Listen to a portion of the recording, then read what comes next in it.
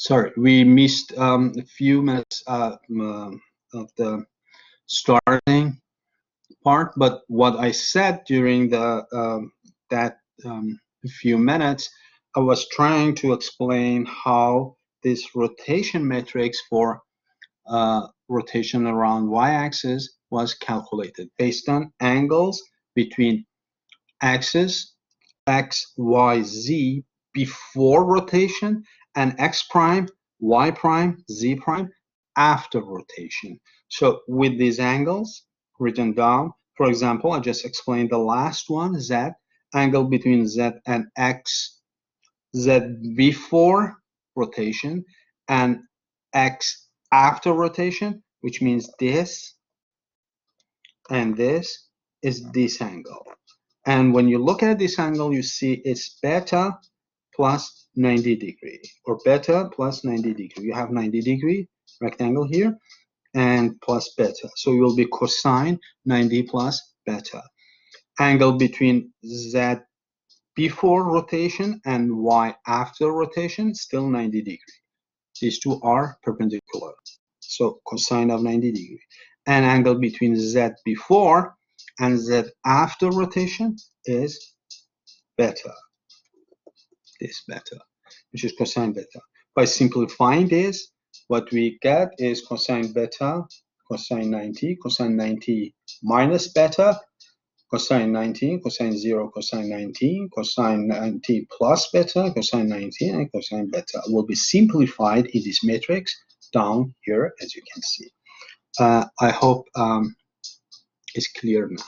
Same thing we can do for z-axis, and if we want to explain briefly rotation around x, y, and z-axis in three matrices, you will get what you have here. For here, rotation is rotate around x with angle alpha, will be with this matrix. As you can see, for x, we have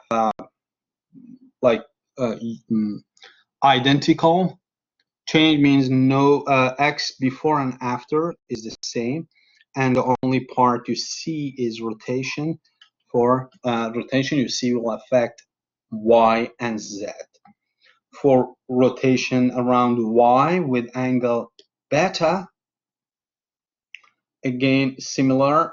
For y, you see no change, but for x and y, you see cosine and sine based on our calculation before to relate your point before rotation to the point after rotation. And for z, same thing. As you can see, for z, we itself no change, but for x and for y, you have a rotation angles applied to the new point of in the coordination system. Any question? Okay, so what do you need to do here? What do you need to remember? Two options. One option is you understand the foundation of this rotation, and every time when you need, you can build up this matrix pretty fast yourself. Just by simple drawing, you can build it up. If you are, if you feel comfortable with that, I would prefer that because that's a kind of deeper understanding. If you don't have that or you don't want to go in that direction, you also can memorize this, and these rotations will be just something which you have, and I'm sure in the exam you have access to this, and also in your practical work, if you need, you can have access to this. But it's pretty simple, very, very simple to do the calculation. So so one example, I need your help to do that for me. If we have point P located at -1, 2, and 8, after rotation around x with angle, let's say make it around y with angle 30 degree, what would be the P prime? Okay, I'll do the difficult one, which is 2. So I would say y would stay the same. I do the difficult one. Okay. You do x and z for me. So what is x prime of p and what is z prime of p? So can you do the calculation, please? If you need, you can go back to the matrix. If you need, you can go back to the matrix.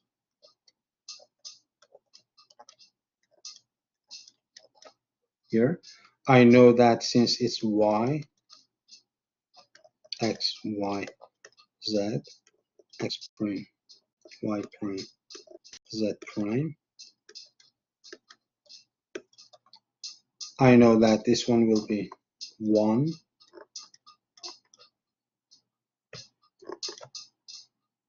Okay, I need to know x prime versus x, z prime versus, okay, and if I look and cheat here, you see it's cosine 30 degree, it's sine 30 degree, yeah, sorry, yeah, and negative sine 30 degree,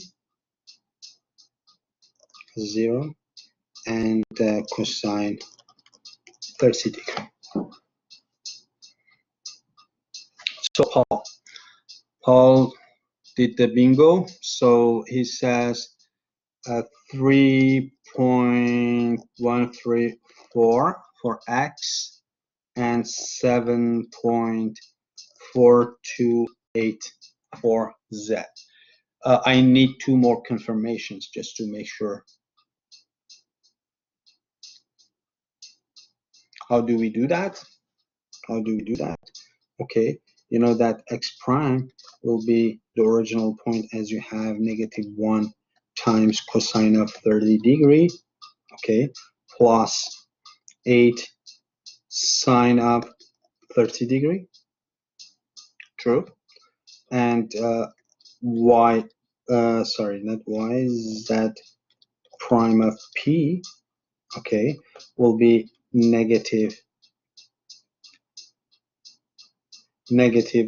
times will be positive 1 times sine of 30 degree plus 8 cosine of 30 degree.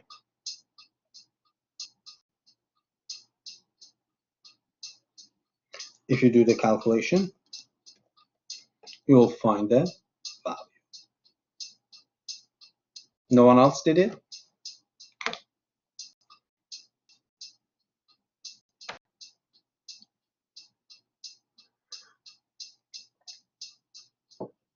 Anyone else?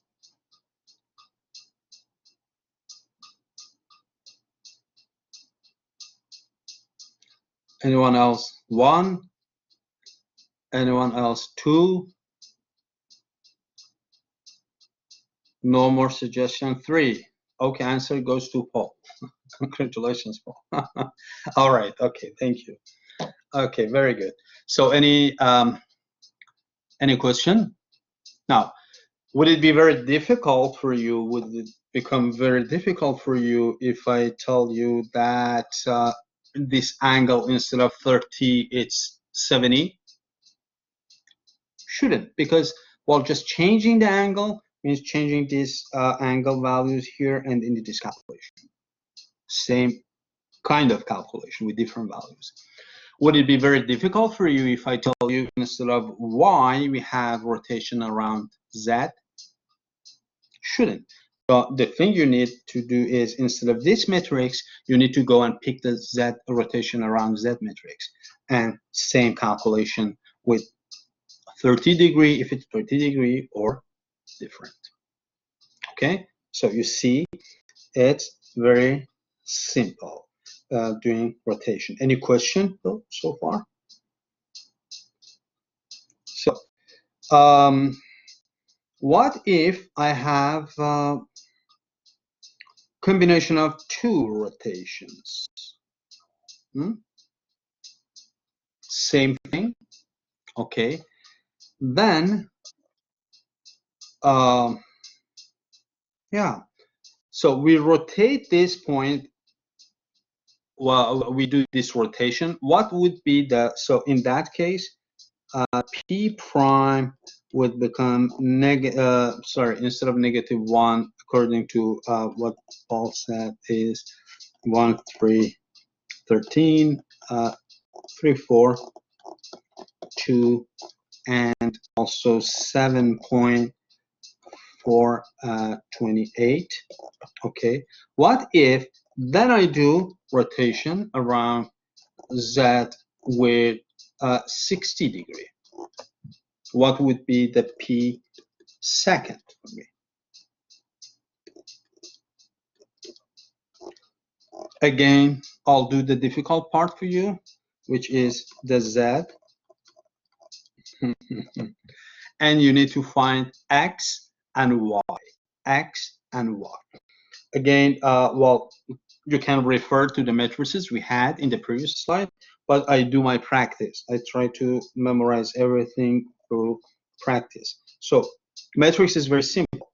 I know it's 0, 0, 0, 1. And also I know since there is no translation, I'll move, so 1, okay? So if I have X, Y, Z, and if I have X prime, Y prime, Z prime, so there will be one by one, just relationship between these. I know since we are rotating around Z, so what we have is just simply 0, 0, 1, 0, 0. So I don't need this calculation here, okay? The only thing I need to find is the angle between X before and X after. X before and after, so obviously it's 60 degree. Y before and after will be cosine of 60 degree, all right?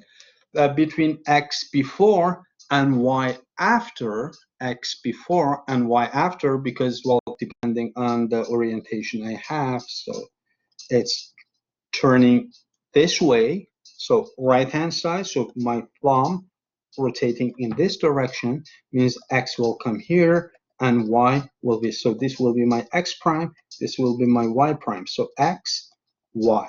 Angle between your current X with Y after rotation will be cosine of 60 plus 90, which will be negative sine of 60. Negative sine of 60. You can see here. So it will be negative sine of 60. Since I have only one negative, so I know that this one is 60. And this one is 0 as well. This is my matrix. Now the calculation for X prime, X second is, so if I multiply this in those two will be 3.134 times cosine of 60 degree minus 2 times sine of 60 degree. And for Y,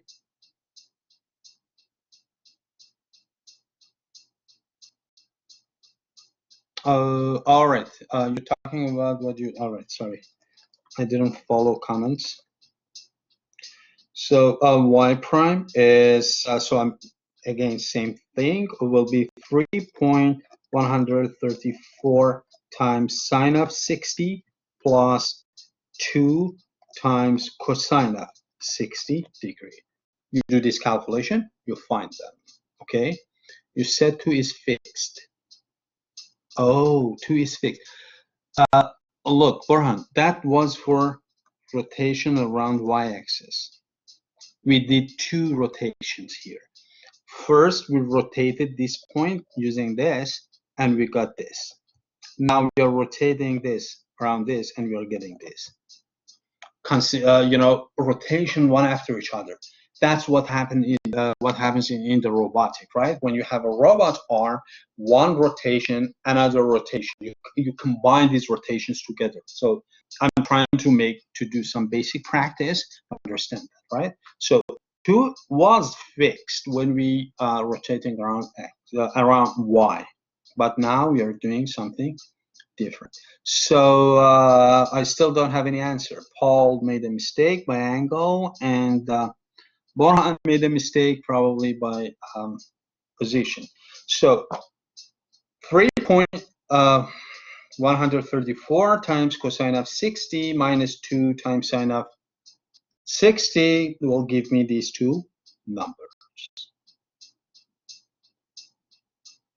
Any answer? This is y second t, and you find y and x.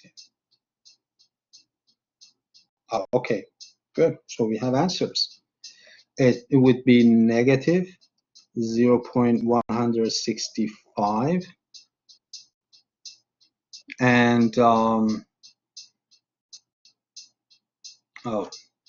we have again contradictory answer 3.471.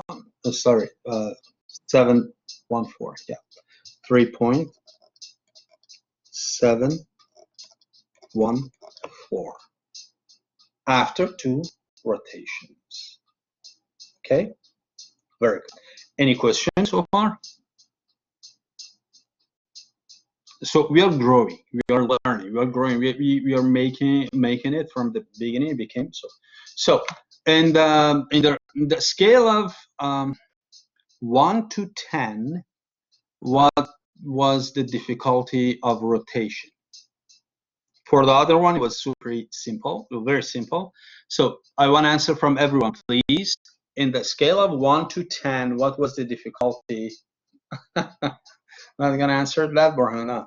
Oh, Paul, it was 10. It was very difficult. You mean? For exam, you have the matrices, and Nasser suggests 7. Borhan 6. Jason 8. 7. 3. Lou suggests Jude. Alex 4. 7. Yeah, Nasrin 7. Jason 7. Okay, so in conclusion, we can say rotation sounds more difficult for us, compared with translation on average. But so it's over average, over 5 in terms of difficulty, or an upper threshold, and for translation is. And now imagine that with this matrix, we have made it super easy. I remember when I was doing math myself with this rotation, it was a nightmare because everything was in geometry, drawing everything, calculation, but with these matrices, even if you don't know how to do the calculation, let's say you have no idea, you don't want to spend your time to learn this relationship. The only thing you need to do is you need to have axis matrices. For each rotation, you pick the right one. The rest of it will be calculation.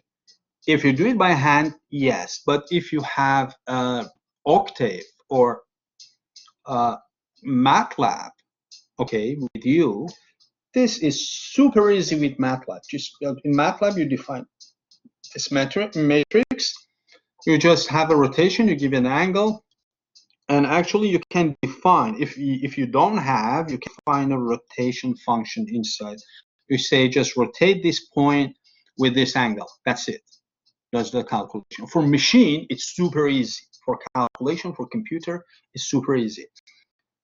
This one for machine is a nightmare. No, for computers, it's impossible to do this. It's a geometrical calculation and things. But when you convert that to a number, multiplication, addition, matrix operation, it becomes super easy. Even more, straightforward than very, very simple operation. You just addition, multiplication, addition, subtraction. That's it. Okay. For us, it's difficult because we need to keep track of numbers, but for computer, it's just a piece of memory to multiply to each other and get the answer. All right. That's what I expected. Rotation is more, more difficult compared with the translation.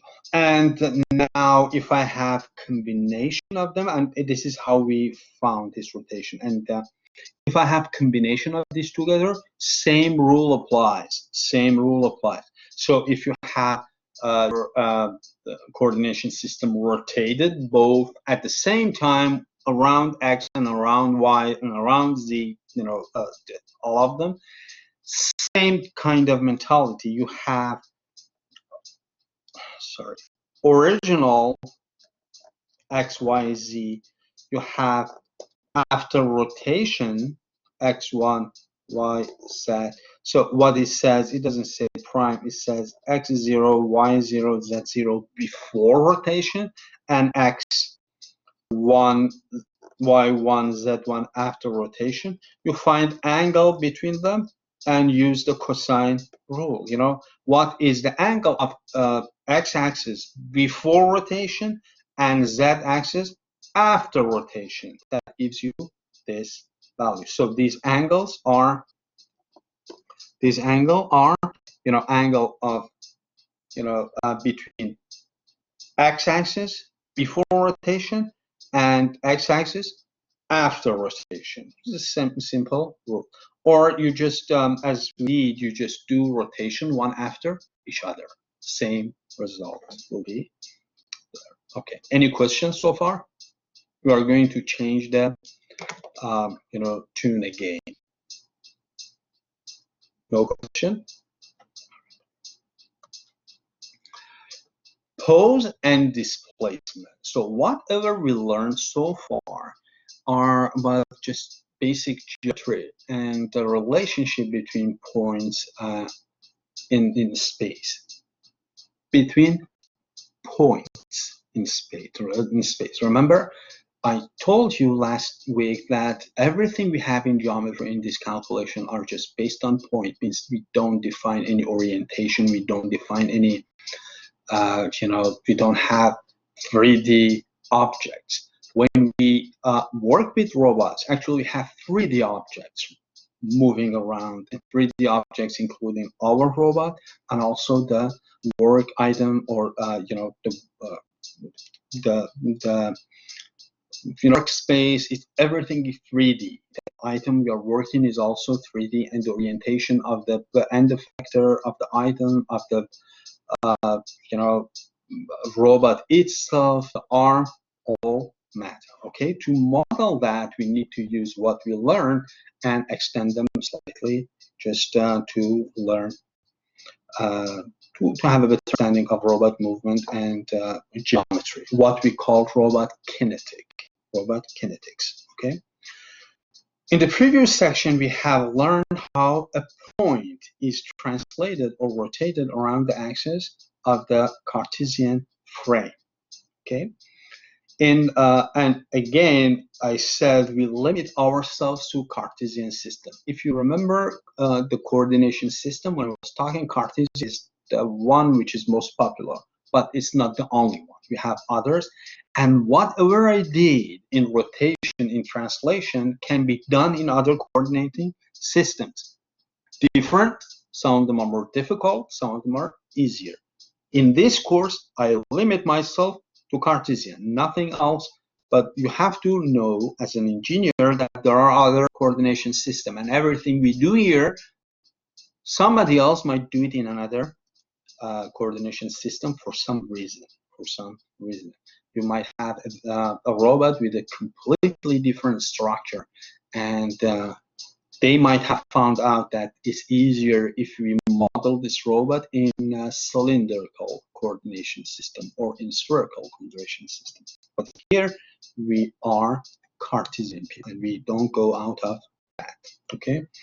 In continuation, we shall be interested in the displacement of objects, 3D items, okay?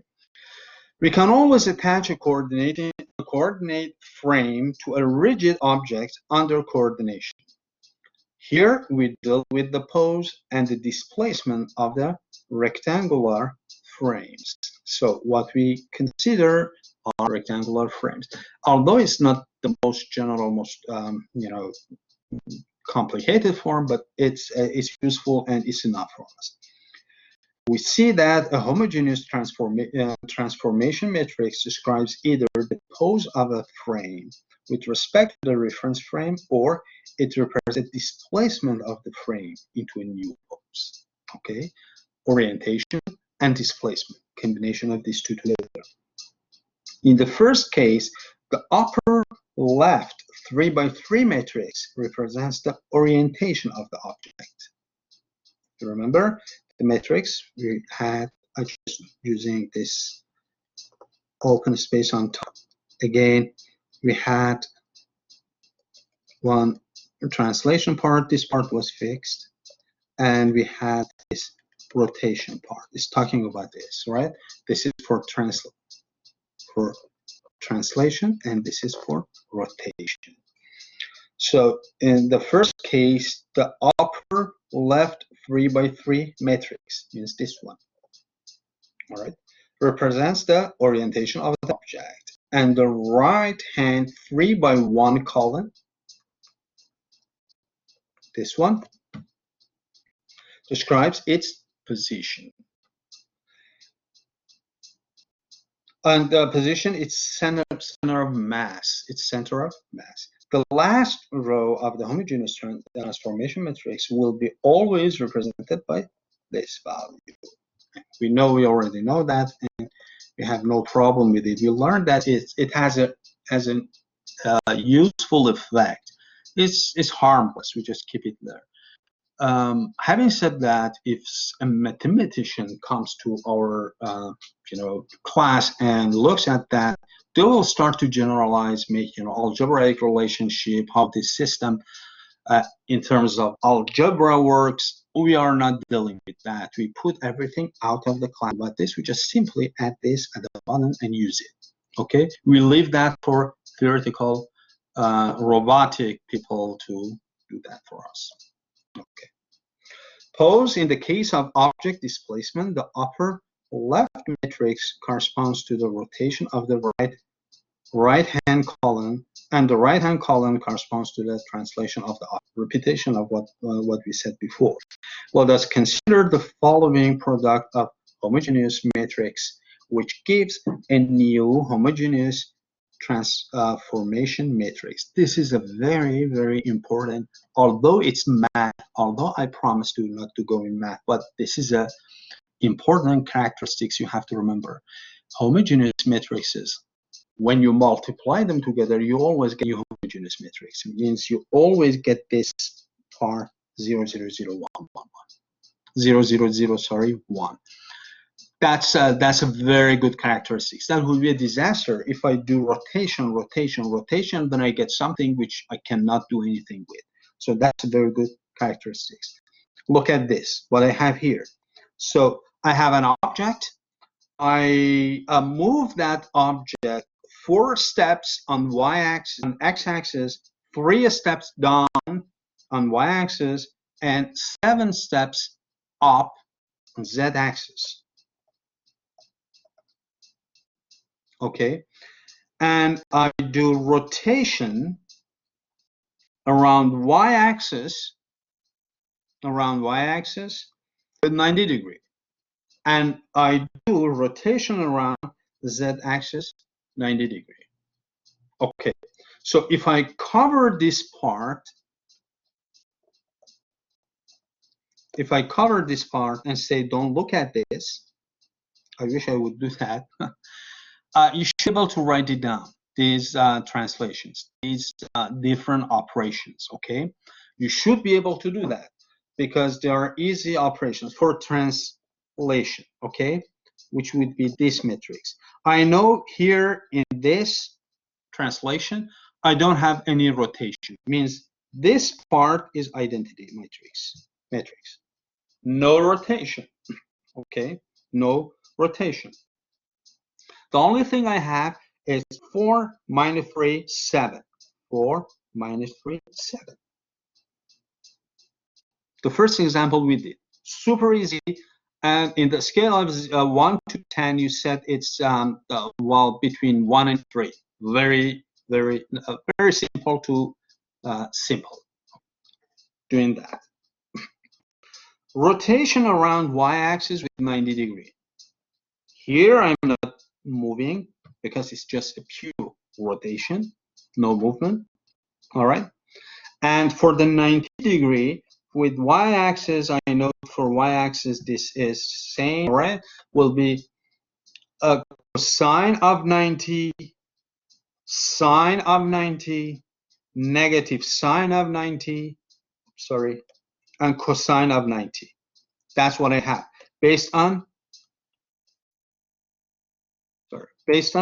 this matrix. You see, cosine, sine, negative sine, cosine. That's how you have cosine of 90, sine of 90, because it's 90 here, negative sine of 90, and cosine of 90. This, this, this, and this. All right. And for the last one, it's rotation around z, which means that this one is unity. Well, we are not doing any translational, so it will be fixed, like what we had here, fixed. Okay, and I only have x, y, before and after rotation. Before and after rotation will be cosine of 90, negative sine of 90, sine of 90, and cosine of 90 this.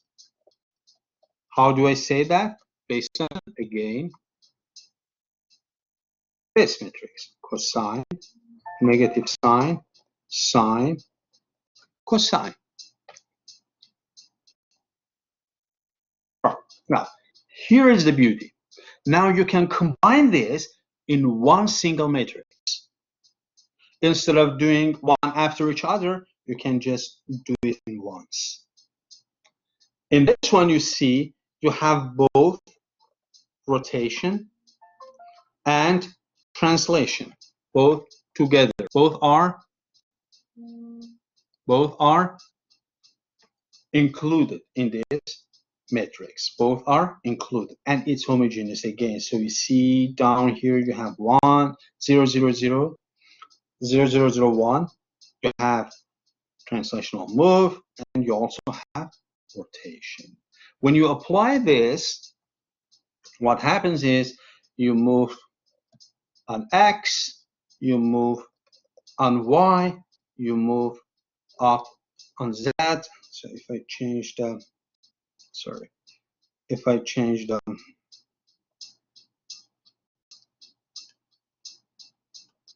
yeah, you move X, you move Y, Z here, then you rotate around Y, you rotate around Y, means Y is fixed, you rotate, and then you get Z fixed and rotate again.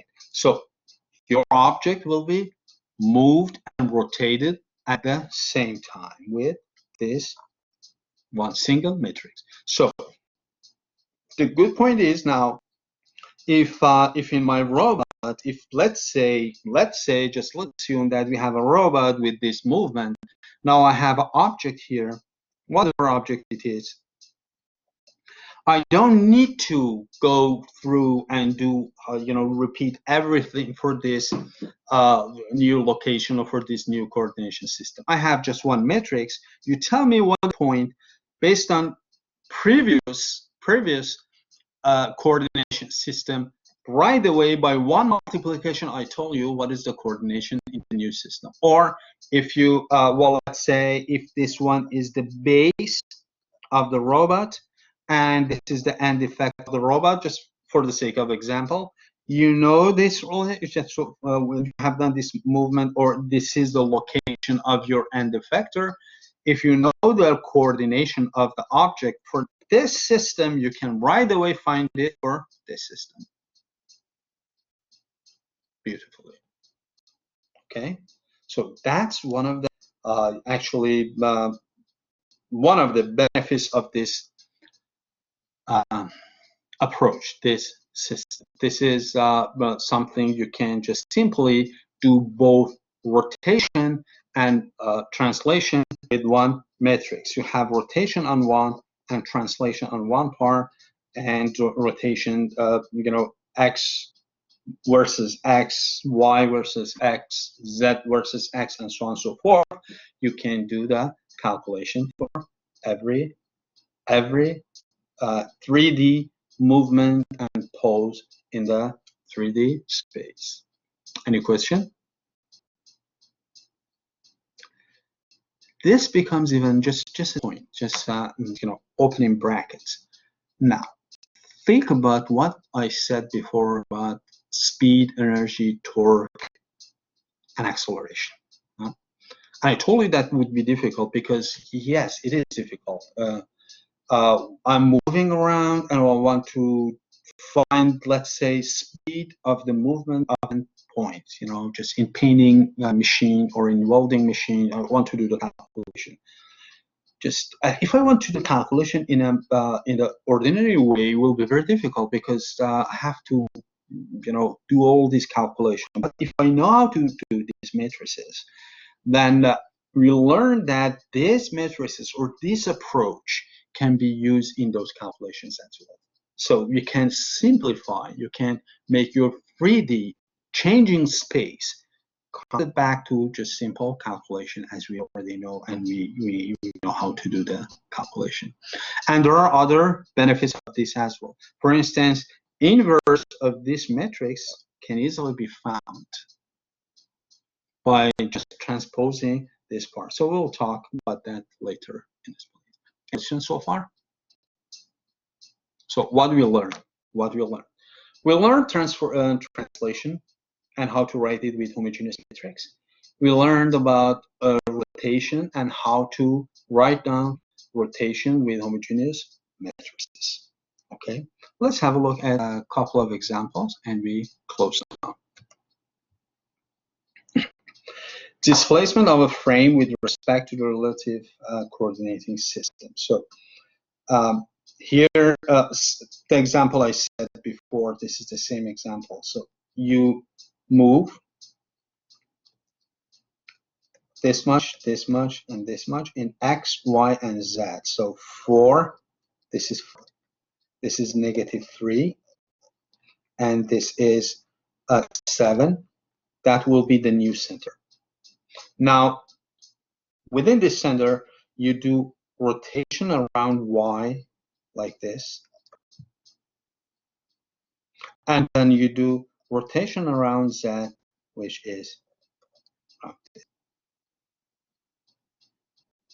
make a new location. And honestly speaking, this simplifies a very difficult and actually horrible problem. Otherwise, it would be a nightmare to do the calculation. But now, since we have simplified, we have breakdown, translation, rotation, and sequences of this, it becomes kind of straightforward calculation.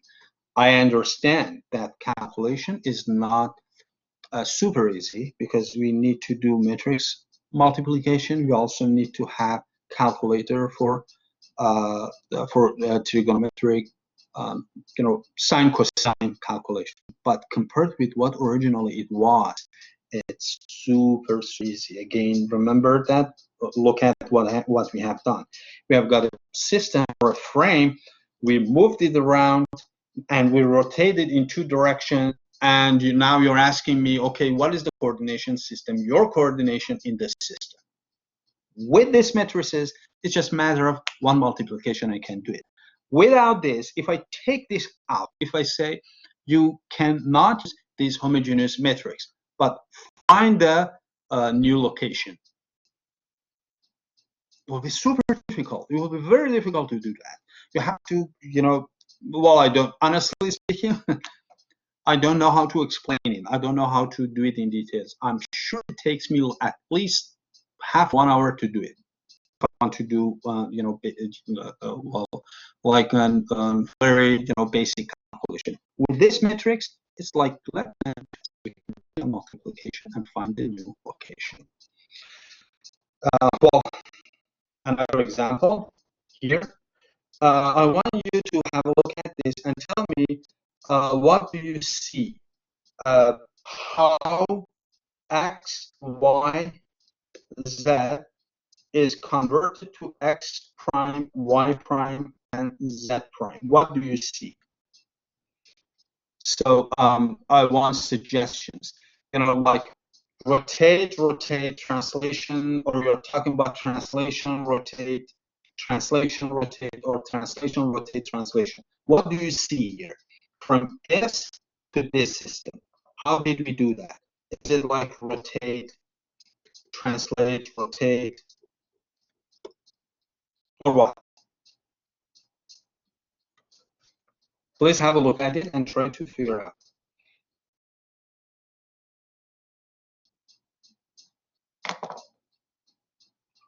We definitely have a translation, right? Because it has moved.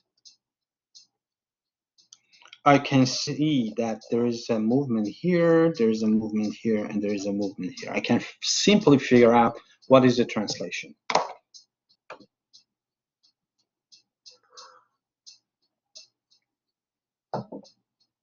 So Paul asks, when you solve a formula with matrices, how do you know what side to put the matrix on when moving it over the equation? When you get a ax equal to b, for instance,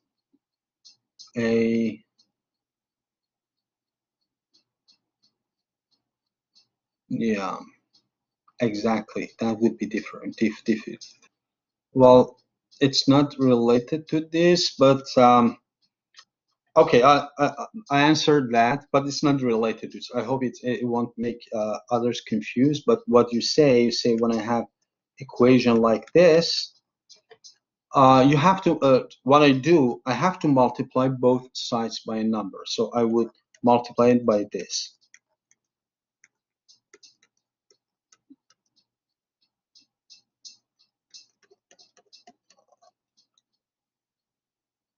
Yeah, it's for assignment, yeah. So if I do this, see, same equation, I multiply both from left-hand side to a matrix. What is a negative, a to the negative 1 to a? It will be identical. It will be like 1, right? So this will be identical, multiply x, it will be a negative 1 times b. So which would be x equal to a negative 1b. But if you do it the other way, look, if I do it the other way, what do I get? If I do it ax times a negative 1 equal b times a negative 1. The problem is here, x, I cannot replace this. No, we can't. So what do you get is actually is not equal to x, is something else. That's why you have to look at what do you have. So if I tell you that ax equal b, you have to multiply from right to get rid of this a. But if, just let's say if you had a y times a equal b, in that case, you have to multiply from right because you want to get rid of this, right? So that's how left and right is determined in your equation. Okay, good, great. So, sorry, it wasn't related to, well, kind of related, but it was about assignment. I hope I made it clear for everyone. So here, what do you see? Is it a translation rotate,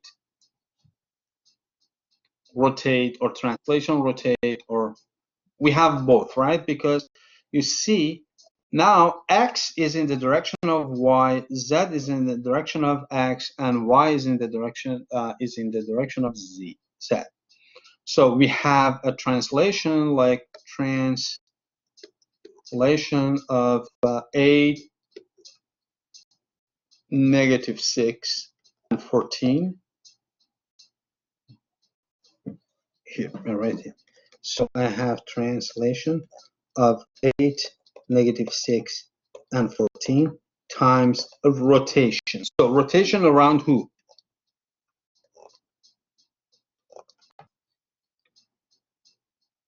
X and Y. So which one first? Rotate around X 90 degrees. So if I rotate this around X 90 degree, Y goes up. And are you sure? So in that case, Z should go this way. See, you have to think about the direction. So I'll move on. I don't want to. We don't have that much time. So we rotate. We move here. Then we rotate around Y. When we rotate around Y, Z falls down. Z comes here. X goes down and Z comes here like this. So if you rotate around Y, you will get this. Okay. Now, if you rotate around Z, Y goes up and X comes here. So it will be trans 8, -6, 14 times rotate around Y 90 degree and rotate around Z again 90 degree to convert this to this. And you know how to write down that. Well, I expect you be able to do that yourself, but I have it here as well. So you see what I have is as I said, translation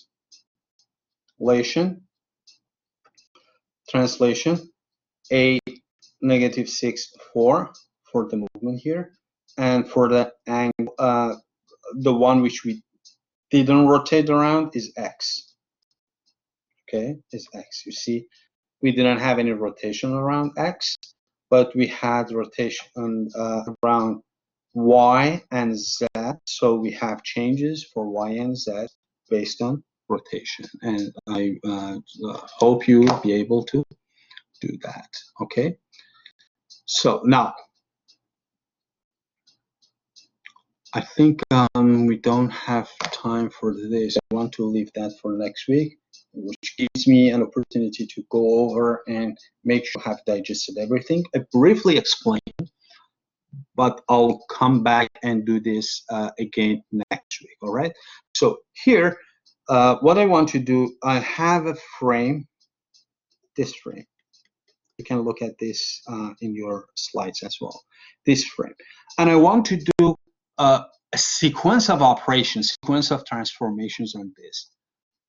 Sorry, here. I wish to rotate the coordinate frame X, Y, Z for 90 degree in the counterclockwise direction around Z axis. Here.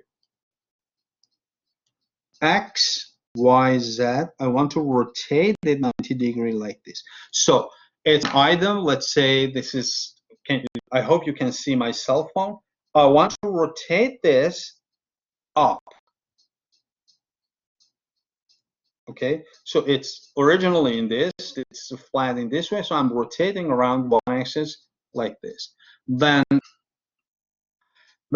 we shall displace the new frame for -1 along the x prime axis 3 unit along y-axis and -3 along z-axis. So here you see movement. Now this item, I'm moving it down, moving it here, moving it here. So this item will be moved here.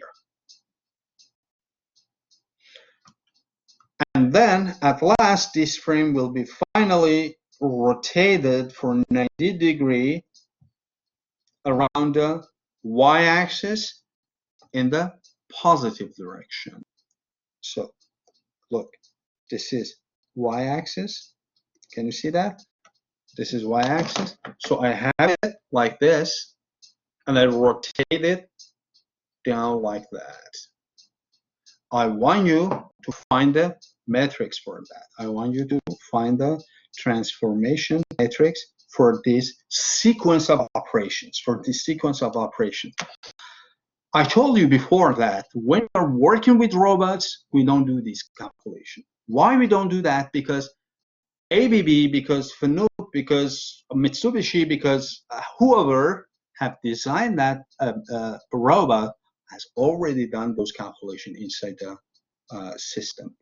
Well, as an operator, if I'm getting training to become an operator, you're right. I need to just have a brief understanding and just be able to use it. But when you become an engineer and you want to have better understanding of the robot, you need to have that knowledge because, well, expectation is higher now. Expectation will become higher. That's why we need to look into those details. And I hope you'll be able to do that. But I think rotation around Z, as I said, translation in that direction, as I said, and another rotation around Y. As simple as that. And if I do that, one rotation, one translation, one rotation. You simplify everything, multiply, and you get this. And it doesn't matter which one you multiply first. You multiply just one after each other. You multiply this to this, then this to this, okay? This is the change in displacement we have for that system,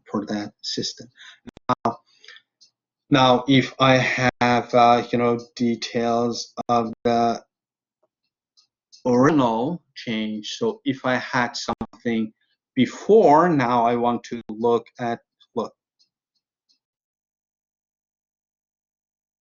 This item was located at here.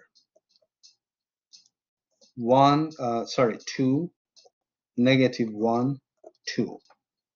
That's why it's originally was located as this. Now, you have done some new changes, so this will be my robotic question. I have an object located somewhere, and I already have done some transition before, so ended up to position 1. Now I'm doing 1, 2, 3 new changes. What would be the new coordination for this system? That's how we do the calculation. This is the old translation, that the transformation we have done for this, and now we are applying a new one. This would be the new final location of thing in this robot. We have to go through that again. So, but I want to wrap up everything and something called David Hartenberg representation.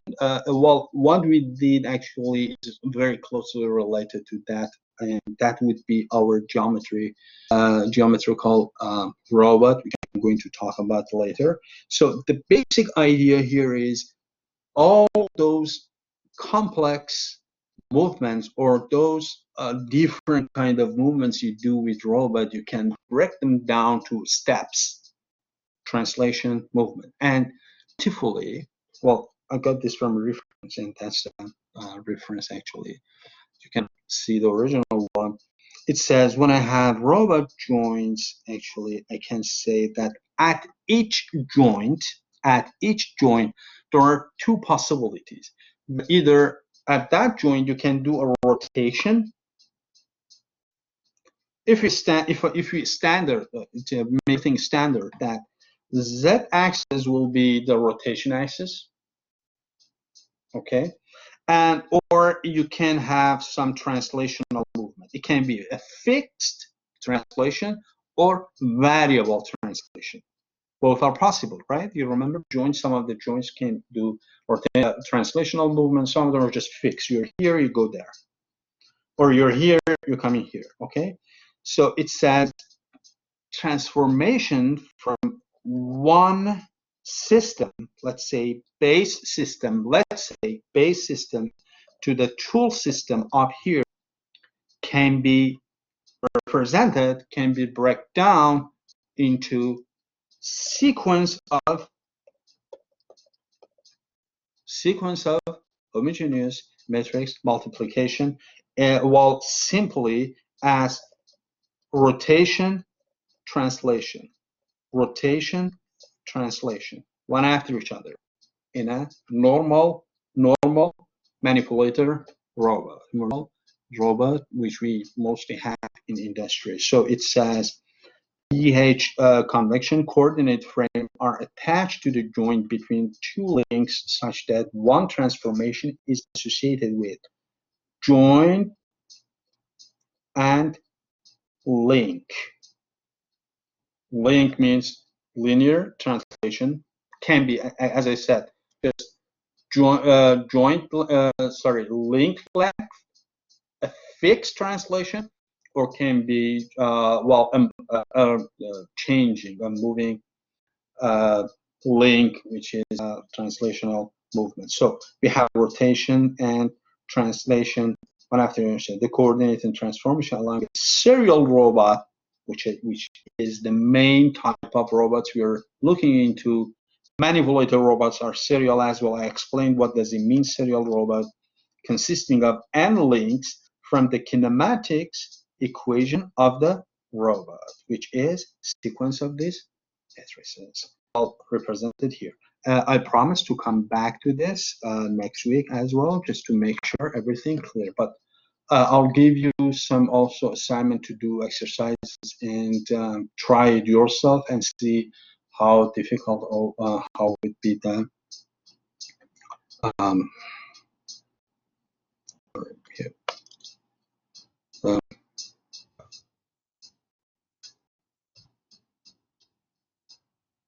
All right. So, any questions so far? No question? Okay. Oh, this it will be uploaded. Yeah, don't worry. Lecture, you mean the video or the slides? Burhan? Slides are already uploaded. Well, the thing is, I added some slides because I thought the other one is confusing in terms of it was too compact. There was a jump between concepts. I have to write down and add things in between to make it more readable. So yeah, no problem. I'll upload this one. This one is 95% the same as the other one. Just few slides has changed. Okay. Any question? Thank you very much. Thank you very much. I hope you have a nice weekend. Please take care of yourself and stay safe and keep in touch. And hopefully everything goes well with you until next week. So I stop recording before I